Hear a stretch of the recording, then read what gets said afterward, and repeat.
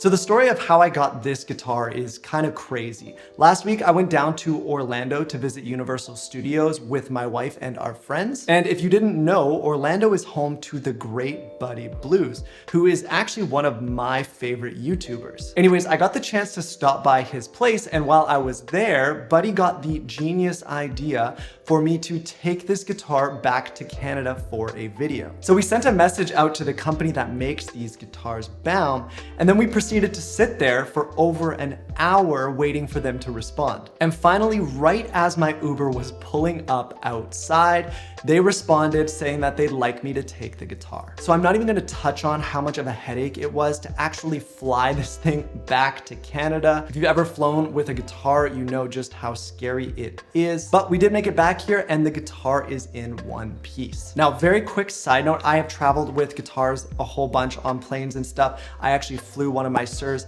out to Armenia with me while I lived there for a year. So if you guys would like to know kind of my tips and tricks for flying and just traveling in general with your guitar, make sure you let me know in the comments and I will make a video about it. Okay, so Baum is a company from Denmark, and if you take a look at their lineup of guitars, you'll realize that pretty much everything they do is very original. They've really come up with their own designs. And I think this is something that is especially hard for guitar companies to do well. You see so many new designs kind of come in, but what ends up continuing to be popular? All the old Fender, Gibson, Gretsch, right? The classic body shapes, the classic styles. Now, Baum makes a bunch of tiers of guitars. So they have their higher tier made in Denmark, custom models, beautiful guitars. And then they have their mid-tier range as well, which this is. So this is from the original series. This is a model called the Wingman. It comes in a whole bunch of different colors, some different configurations as well. You can get it with a Bigsby, you can get it with different pickups. But the original series is completely designed in Denmark based on their higher end models, but they are made in Korea before they're shipped back to Denmark for their final setup. And I've just gotta say, this thing is so cool. It's totally different from anything else that I've ever played. It's very hard to compare it. It's obviously got the Jazzmaster Jaguar kind of thing going on, but there's a lot about this guitar that feels very Gibson-y as well. So maybe a little bit of Firebird genetics in there as well. The guitars in the original series, they come in around the 1500 USD mark, kind of give or take a little bit, which if I'm being honest is an incredible value for how awesome this guitar is. I'll talk about them a bit later, but these are totally proprietary pickups. These are the same custom pickups that they put in their higher end models. And the same thing goes for this bridge, this roller bridge. Again, we'll talk about it later and how cool it is. But first, I just want to give you a chance to listen to the guitar. So I'm going to be keeping things pretty simple for this part. We're not going to go crazy with pedals. We'll do that later in the video towards the end. But I am going to be going through the Origin Cali 76 compressor. The compression is barely on. It's mostly just doing some boosting. And then we're going to go through the Universal Audio Golden, doing some spring reverb, and that's going directly into my Dr. Z EZ G50.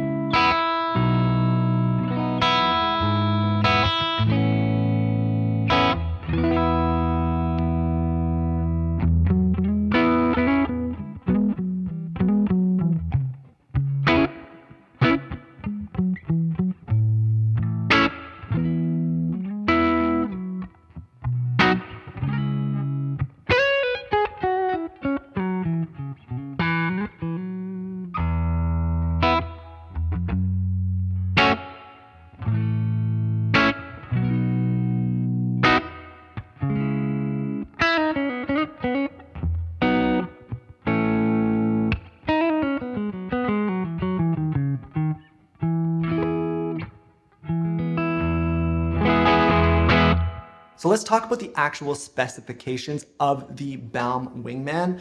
The body is made of mahogany, and it's not a super thick piece of mahogany, if you can see here. It's a little bit on the thinner side, which is nice because it keeps the guitar light. I would say this guitar probably weighs around the same as a regular Strat or a Tele, so not in Les Paul territory at all. And it comes in a whole bunch of different colorways. I'm not gonna remember them off the top of my head, so I'm gonna make sure to put them up on the screen. All of them are equally cool in my opinion. This one, obviously, it's the all black with the gold hardware, which I think is gorgeous. You can get it with a Bigsby, or you can get it like this with the stop tail piece. One of the coolest things about these guitars is their proprietary bridge here. So I'll make sure to put some B-roll in so you can see it a little bit more up close. But it's actually a roller bridge. So where the strings come up onto the saddles, there's a piece that rolls, which allows the string to easily travel back and forth. So when you're bending or dealing with climate changes and things like that, the guitar stays in tune very well. Everything is very smooth. Plus, it also just looks gorgeous. I believe they call it their levitator bridge here. Next up, we've got the pickups here. So the configuration overall, we've got volume for the neck here. We've got a volume for the bridge, and then we've got like a master tone knob back here. So pretty easy to deal with. And then the pickup selector, obviously, you've got bridge, both at the same time, and then onto the neck.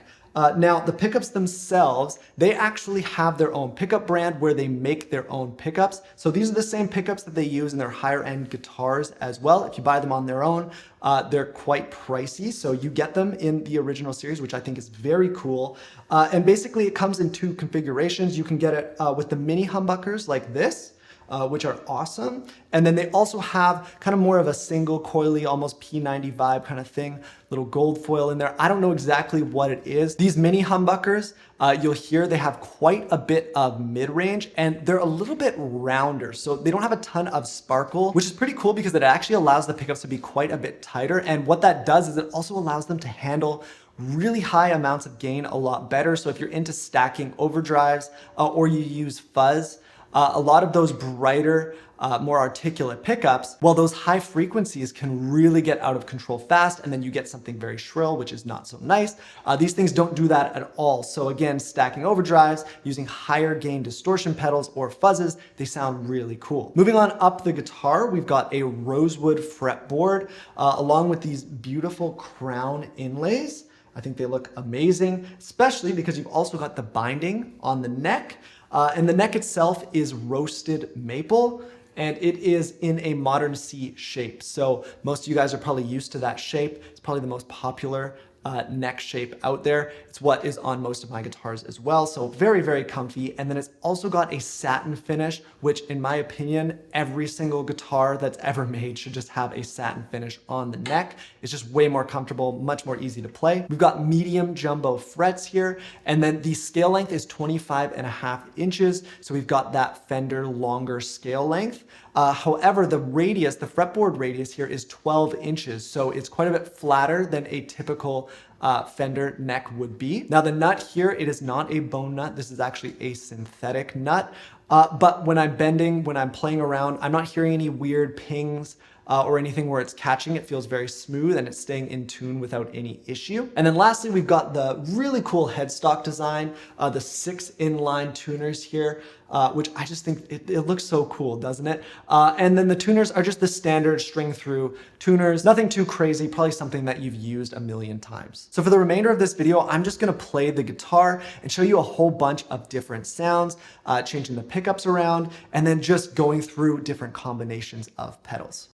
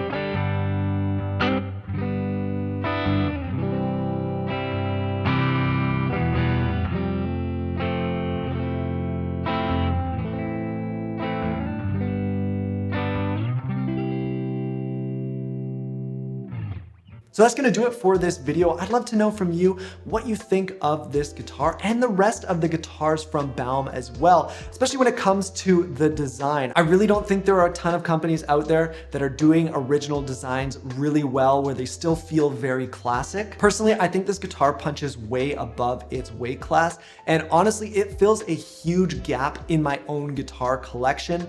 As somebody who plays more traditional style guitars, Strats and Tellys and things like that, this does something that those just can't do.